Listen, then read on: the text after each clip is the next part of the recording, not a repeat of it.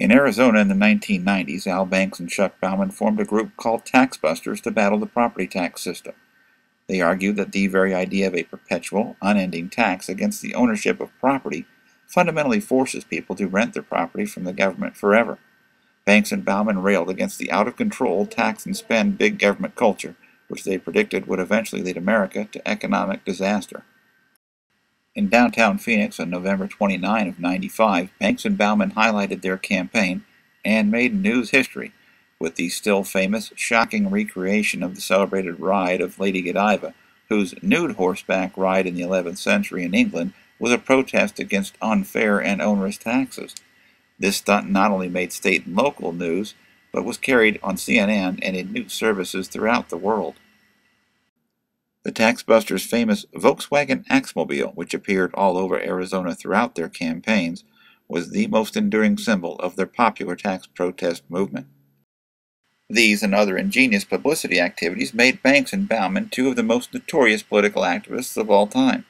Their grassroots campaign, highly renowned for its creativity, forced some changes. Limits were placed on the number of special tax elections, and the die-hard antics and sharp commentaries by Banks and Bauman on innumerable radio and TV appearances throughout the state sent Arizona politicians frantically scurrying. In 1996, a record wave of Arizona state legislators finally decided to drop out of office, most openly admitting to reporters that they no longer wished to continue facing the daunting onslaughts of TaxBusters, Banks, and Chuck Bauman. The TaxBusters predicted that if taxes were not reined in, they would simply continue to skyrocket rapidly out of control in the coming years. These prophecies proved dead-on accurate.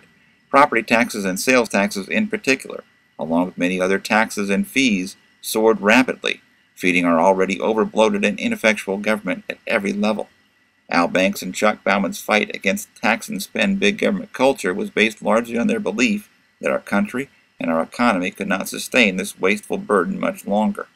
The economic collapse that began in 2007 may have had many causes, but out of control, over-bloated, wasteful, corrupt government and the sky-high taxes and fees and public debt to pay for it all certainly cannot be discounted.